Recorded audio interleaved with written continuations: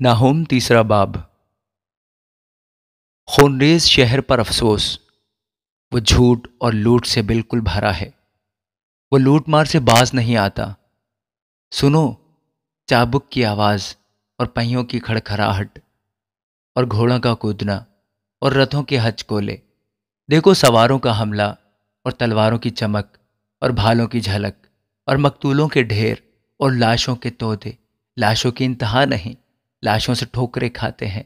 ये उस खूबसूरत जादूगरनी फाहिशा की बदकारी की कसरत का नतीजा है, क्योंकि वो कौमों को अपनी बदकारी से और घरानों को अपनी जादूगरी से बेचती है।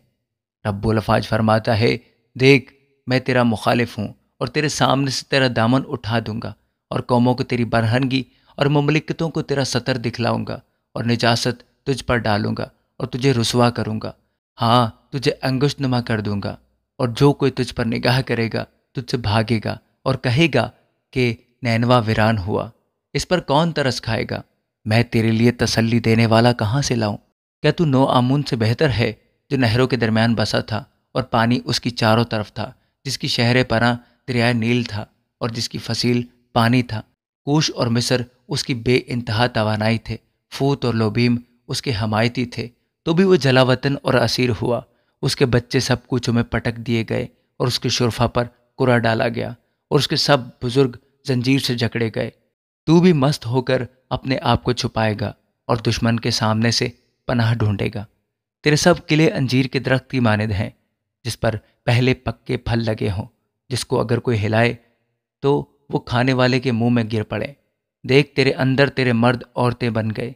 तेरी मुमलिकत के फाटक तेरे दुश्मन के सामने खुले हैं। आग तेरे अड़बंगों को खा गई।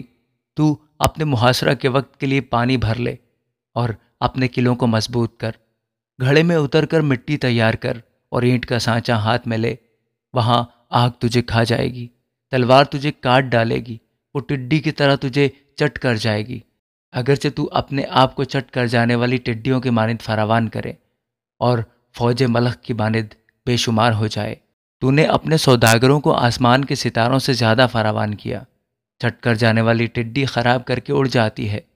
तेरे उमराह मलख और तेरे सरदार टिड्डियों का हजूम है, जो सर्दी के वक्त झाड़ियों में रहती हैं और जब आफताब निकलता है तो उड़ जाती हैं और उनका मकान कोई नहीं जानता।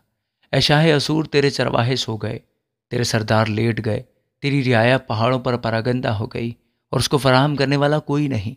तेरी शकिस्तगी लाइलाज है, तेरा ज़ख़मकारी है।